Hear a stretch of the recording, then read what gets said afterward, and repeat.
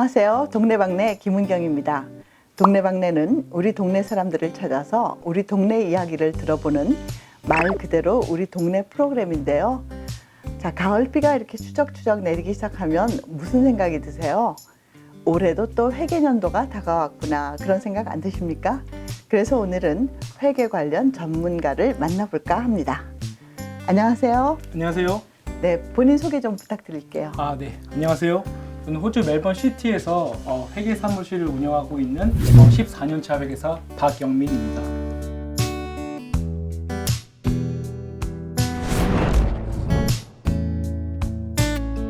네, 한국에서는 보통 새해 첫날 1월 1일이죠. 이 시작되면은 12월 31일까지를 항상 기준을 삼아요. 네. 그런데 여기서 말하는 소위 회계년도라는 거는 한국과는 다르잖아요. 그렇죠. 그 개념부터 이해를 해야 될 것 같습니다. 호주 같은 경우에는 7월 1일부터 회계년도가 시작이 되시고요. 그렇기 때문에 7월 1일부터 그 다음 해 6월 30일까지가 1년도 회계년도가 되시는 거고요. 현재 촬영일 기준으로 봤을 때는 현재는 2022년도 회계년도에 포함이 돼 있으신 거고요. 그리고 이제 며칠 후면 직장인들이 많이 기다리시는 2023년도 회계년도가 되는데, 그 회계년도가 바뀜으로 해서 그 직장인들이 이제 텍스 리턴이라는 거를 2022년도 텍스 리턴을 신고하실 수 있게 되는 거죠. 네. 그렇다면 지금 말씀하신 대로 직장인들이 기다리는 모처럼 그렇게 막 큰 액수가 아니더라도 그렇죠.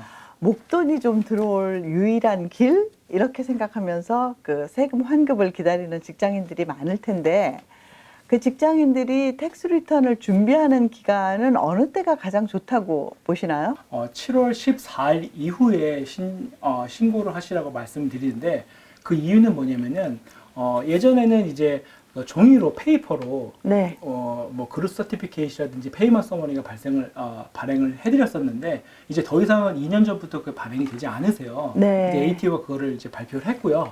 그리고 이제 그거 대신해서 이제 싱글 터치 페이롤이라는 걸 통해서 인컴 스테이트먼트라는 거를 그 디지털화해서 ATO로 그거를 정보를 보내게 되어 있거든요. 네. 그런데 그거를 그 고용주가 마무리해야 되는 시간이 7월 14일입니다. 그렇기 때문에 그 전에 프로세스를 하시면은 잘못된 정보로 해서 텍스 리턴을 하실 수 있으시고요.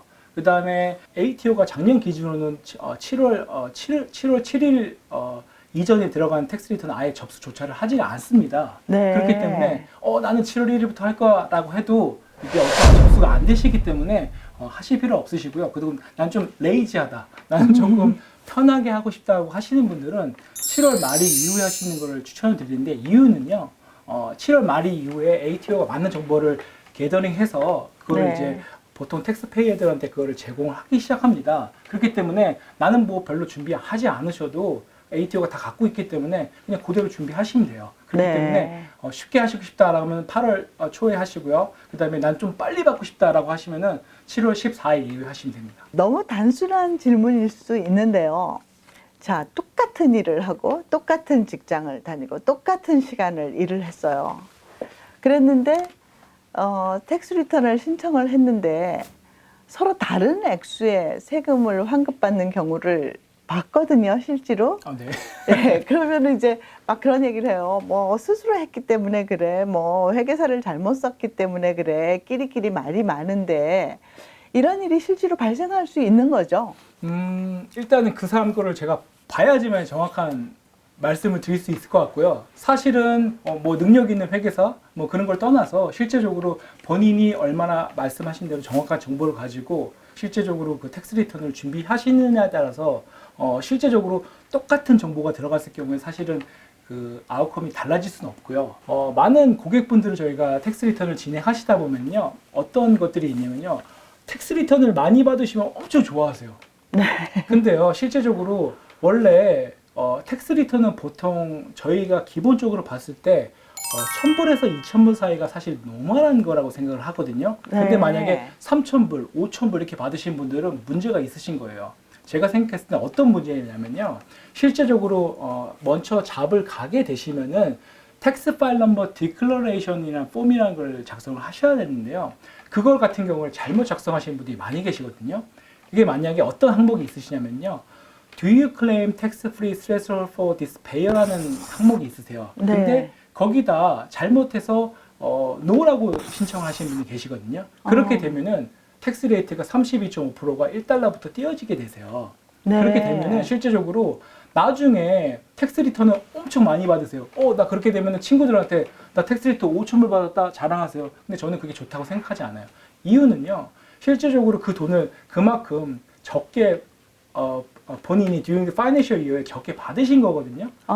그렇기 때문에 5,000불 네. 받았다고 신나하실 필요 없으십니다. 똑같이 내신 거예요, 텍스. 그렇군요. 네. 정확하지 않은 정보를 들어서 실수를 하는 경우가 있어요. 예를 들어서 뭐 내가 뭐든지 사면 사실 개인적으로 내가 새로 나온 모바일 폰을 사고 싶어.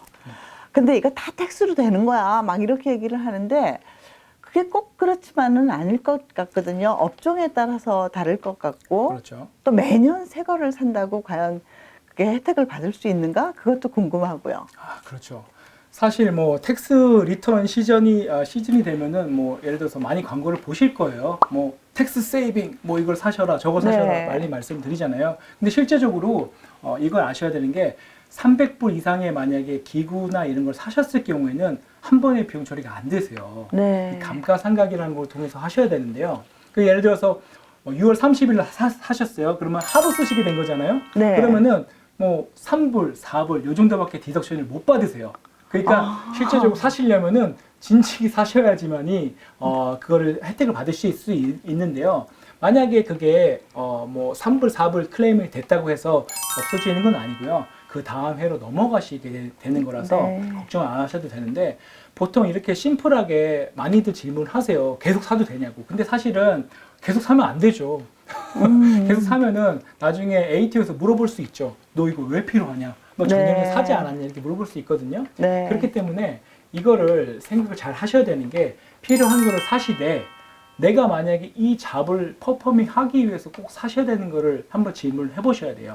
그렇기 때문에 이거를 만약에 불필요하게 텍스만 세이빙을 하기 위해서 사시는 거는 저는 불필요한 지출이라고 생각을 하고요. 그렇기 때문에 텍스를 감면 받으실 수도 있으시면서 본인이 필요하신 물건을 사시는 게 맞다고 생각하거든요. 그렇기 때문에 실제적으로 그런 것들을 아주 스마트하게 바이를 하셔야죠. 그렇군요.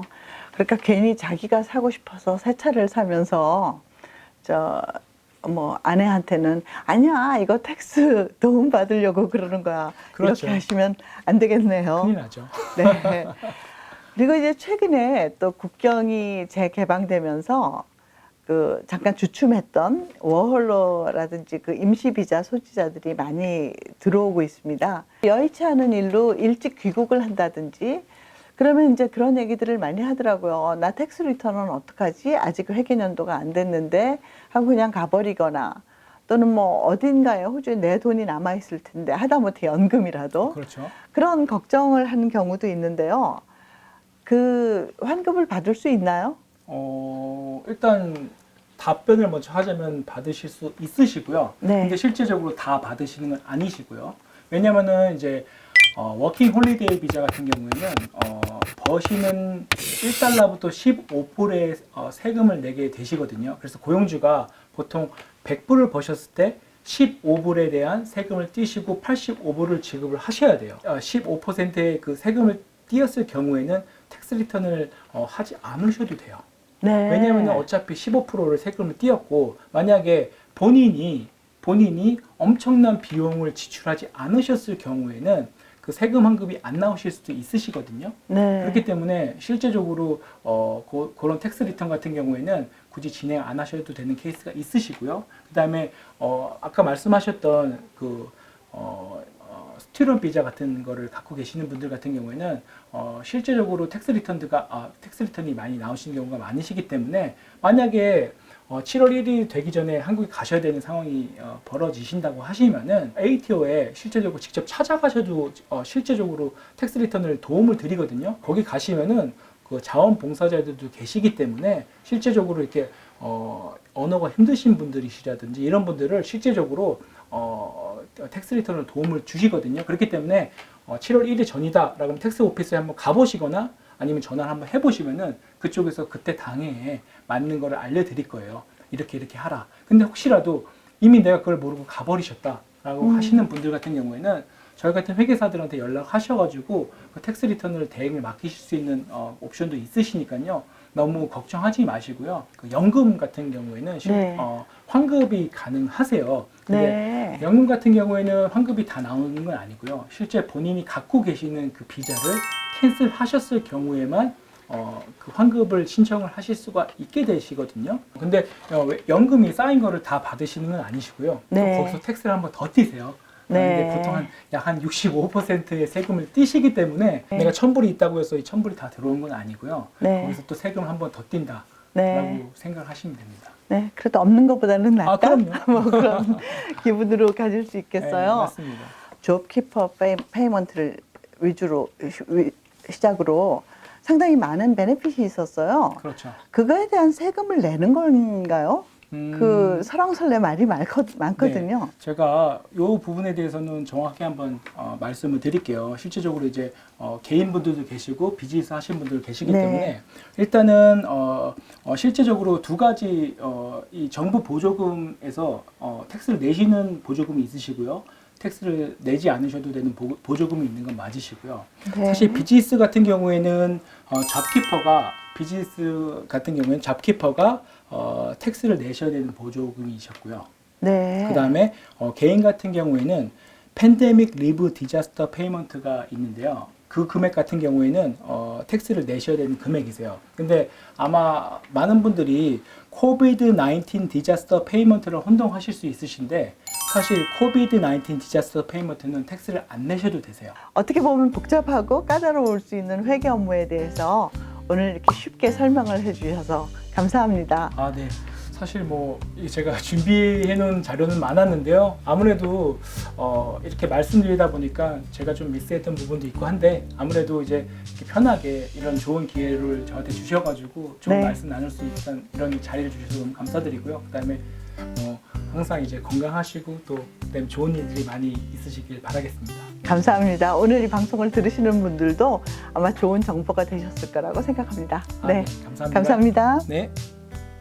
이 프로그램은 오스트레일리아 코리안 TV와 멜번 저널이 함께 만듭니다.